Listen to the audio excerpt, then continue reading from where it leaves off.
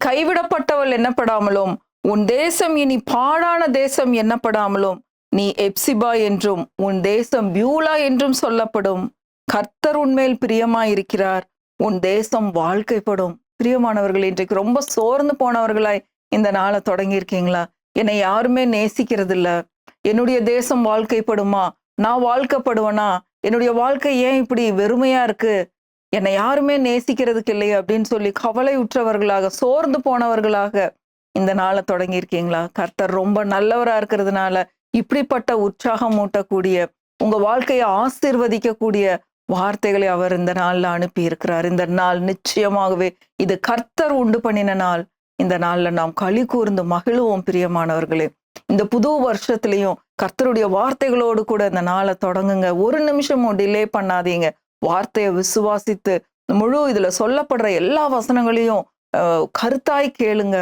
கருத்தான ஜெபம் மிகவும் பலனுள்ளதா இருக்கு பாருங்க. எலியா நம்மை போல பாடுள்ள மனுஷனா இருந்தும் அவன் கருத்தாய் ஜெபம் பண்ணினான் அப்படின்னு சொல்லி வார்த்தை சொல்லுகிறது. நீங்க கருத்தாய் ஜெபிக்கும் பொழுது, கருத்தாய் கர்த்தரிடத்துல கேட்கும் பொழுது அந்த ஜெபத்திற்கு அவர் பதில் கொடுக்கிற தேவனாய் இருக்கிறார். பிரியமானவர்களே, இந்த நாள்லயும் இயேசு கிறிஸ்துவின் நாமத்தினால இந்த நல்ல போதனைகளை கேட்கும்படியாக நான் உங்க ஒவ்வொருத்தரையும் வாழ்த்தி ஆசீர்வதிக்கிறேன். கர்த்தர் நல்லவர். பாருங்க, இன்றைக்கு அநேகர் எனக்கு மட்டும் ஏன் இப்படி நடக்குது, எனக்கு மட்டும் ஏன் இந்த டிலே ஆகுது, அவங்களுக்கெல்லாம் சீக்கிரம் சீக்கிரம் நடக்குதே, அவங்கெல்லாம் நல்லா இருக்காங்களே, நான் இவ்வளோ கஷ்டப்படுறேனே, என்னை நேசிக்கிறதுக்கு யாருமே இல்லையா அப்படின்னு சொல்லி சோர்ந்து போனவர்களா இந்த நாளை தொடங்கி இருந்தீங்க அப்படின்னா, உங்களுக்கு முன்னாடி ஏசாயா 62 எடுத்து வச்சுக்கோங்க. இந்த வருஷம் முழுவதும் தினமும் அதை படிங்க. ஏசாயா 62 ரொம்ப ஒரு ஆசீர்வாதமான அதிகாரம் பாருங்க.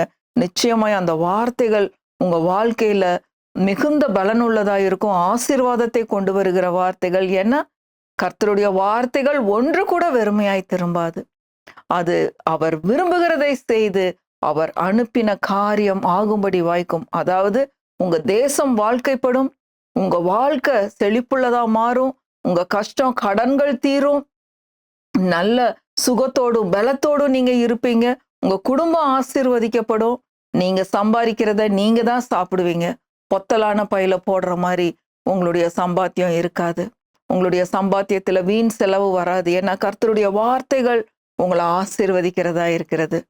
பாருங்க, இன்றைக்கும் ஏசாயா 62:4 வசனம் வாசிக்கிற. ஏசாயா 62:4 நீ இனி கைவிடப்பட்டவள் என்னப்படாமலும் உன் தேசம் இனி பாழான தேசம் என்னப்படாமலும் நீ ஹெப்சிபா என்றும் உன் தேசம் பியூலா என்றும் சொல்லப்படும். கர்த்தர் உன்மேல் பிரியமா இருக்கிறார், உன் தேசம் வாழ்க்கைப்படும்.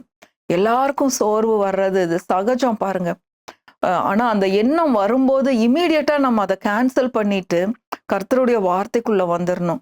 நீங்க அந்த எண்ணத்தை தொடர்ந்து யோசிக்கிறவர்களா இருந்தா அந்த நாள் முழுவதும் அந்த எண்ணம் உங்களை தொடர்ந்து தொடர்ந்து வந்து உங்களை பிடிச்சு உங்களை ஆக்கிரமிச்சு அந்த நாளையே ஒண்ணும் இல்லாம ஆக்கிரும் பாருங்க. வர்ற நன்மைகளை அது தடுக்கக்கூடியதா இருக்கிறது. அந்த நாள்ல நீ என்ன பிசாசனவன் அப்படிதான் செய்வான். உங்களுக்கு வர்ற நன்மைகளை அவன் தடுக்க வைக்கிறது தான் அவனோட வேலை. அப்ப நாம் விழிப்புள்ளவர்களா இருக்கணும், ஜெபத்துல உறுதியாய் தரித்திருக்கணும், கருத்தாய் ஜெபிக்கிறவர்களா இருக்கணும். பிசாசானவன் எவனை விழுங்கலாமோ வென்று கர்ஜிக்கிற சிங்கம் போல சுற்றி திரிகிறான் பாருங்க. கண்ணுக்கு முன்னாடி ஆசீர்வாதம் இருந்தா கூட அதை பாக்குறதுக்கு விடாம தடுத்துட்டு இருப்பான் பாருங்க. அதனாலதான் அநேக நாட்கள் இழுத்துட்டே போறது ஆசீர்வாதங்கள். பிரியமானவர்களே, இந்த வருஷம் நாம் கருத்துள்ளவர்களாக விழிப்புள்ளவர்களாக இருந்து கர்த்தருடைய ஆசீர்வாதங்களை சுதந்திரித்துக் கொள்வோம். கர்த்தர் ரொம்ப நல்லவர் பாருங்க.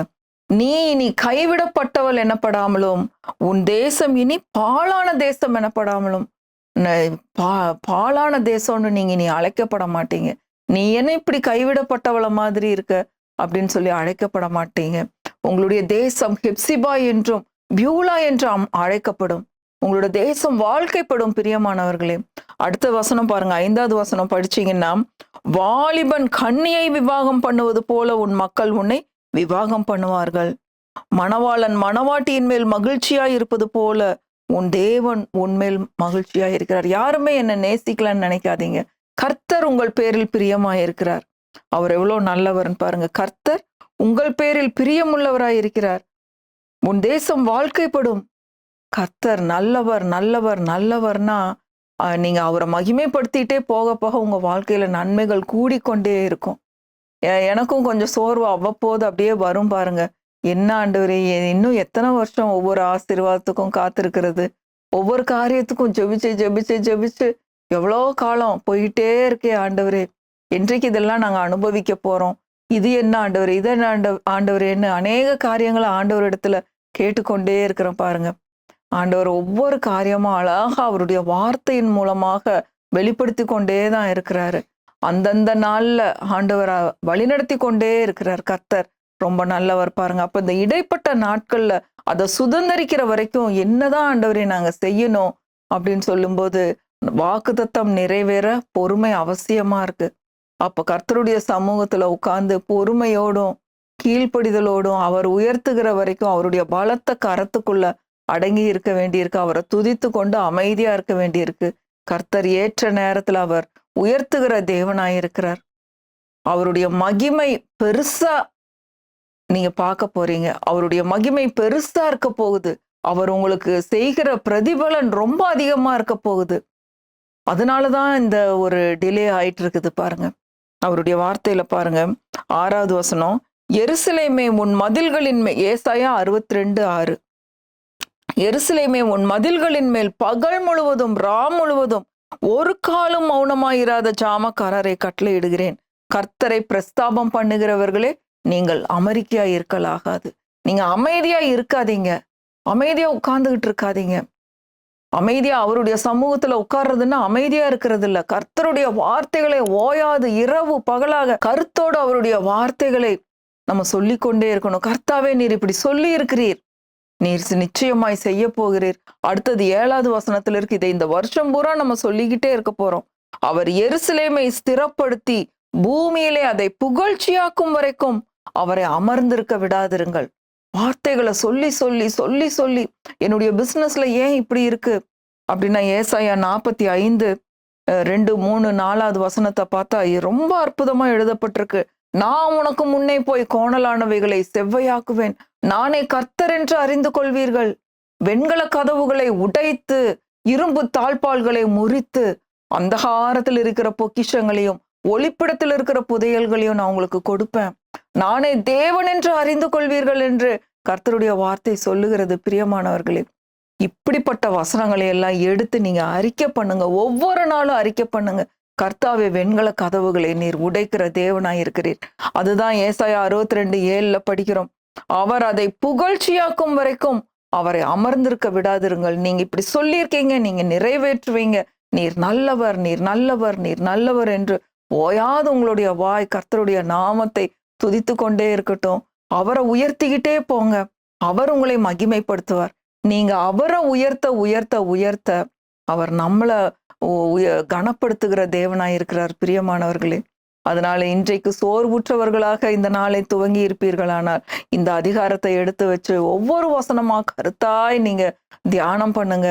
நிச்சயமாகவே உங்களுடைய சோர்வுகள்ல இருந்து விடுதலையை பார்ப்பீங்க. 8வது வசனம் தான் இதற்கு பதில் பாருங்க. இனி நான் உன் தானியத்தை உன் சத்துருக்களுக்கு ஆகாரமாக கொடேன். நீங்க சம்பாரிச்சதெல்லாம் இன்னொருத்த எவனோ புடுங்கிட்டு போயிட்டானா, உங்க லாபத்தை எல்லாம் அவன் தட்டிக்கிட்டு போயிட்டானா, அது எல்லாம் 7 மடங்கா சேர்த்து உங்களுக்கு வரப்போகுது. ஆமென். எல்லாம் 7 மடங்கா ஆண்டவர் திருப்பி கொடுக்க போறார். கர்த்தர் ரொம்ப நல்லவர் பாருங்க. எங்க வீட்டை வித்தோம் பாருங்க 2016. எதுக்காகன்னா ஆலயத்தை கட்டுவதற்காக. அதற்குரிய பணம் எங்களிடத்துல இன்னும் வந்து சேரல. ஆனா நான் விசுவாசிக்கிறேன், ஆலயத்தை கட்டுவதற்காக அவ்வளோ பெரிய வீட்டை நாங்க வித்தோம் பாருங்க. கர்த்தர் நல்லவர் என்பதை நான் அறிந்திருக்கிறேன். 7 மடங்காக அந்த பணம் எல்லாம் ஆண்டவர் அத்தனையும் சேர்த்து வட்டி முதலுமா சேர்த்து எங்க கரங்கள்ல கொண்டு வந்து கொடுப்பார் என்று நான் விசுவாசித்திருக்கிறேன். பிரியமானவர்களே, கர்த்தர் ரொம்ப நல்லவர். ஒரு பைசா கூட விடுறதுக்கு ஆண்டவர், நம்ம இழக்கிறதுக்கு ஆண்டவர் விடவே மாட்டார். நம்ம தேவனுடைய ராஜ்யத்துல விதைக்கிற ஒவ்வொரு பைசாவும் அது 100 மடங்கு 1000 மடங்காக சேர்ந்து நம்ம கரங்கள்ல வந்து சேரும். கர்த்தருடைய நாமம் மாத்திரம் மகிமைப்படட்டும். கர்த்தர் ரொம்ப நல்லவர். உங்க வாழ்க்கையிலும் அவர் இப்படிப்பட்ட பெரிய காரியங்களை செய்வதற்காக இருக்கிறார். இந்த வருஷத்துல அதை நீங்க பாப்பீங்க. நம்ம கர்த்தருடைய வார்த்தையில அமெரிக்கையா இருக்கக்கூடாது. அவருடைய வார்த்தையில தரித்திருக்கிறவர்களாயிருந்து கருத்தோடு கூட அவருடைய வார்த்தையிலே நாம் காத்திருக்கும் பொழுது, கர்த்தருக்கு காத்திருக்கிறவர்கள் புதுபலன் அடைந்து கழுகுகளைப் போல சட்டைகளை அடித்து உயர எழும்புவார்கள். அவர்கள் ஓடினாலும் இளைப்படையார்கள், நடந்தாலும் சோர்ந்து போகார்கள். இப்படிப்பட்ட பலன் இன்று உங்களுடையதாயிருக்கிறது. கர்த்தர் நல்லவர், அவரை துதியுங்கள், அவர் கிருபை என்றும் உள்ளது. ஆமென், ஆமென், ஆமென்.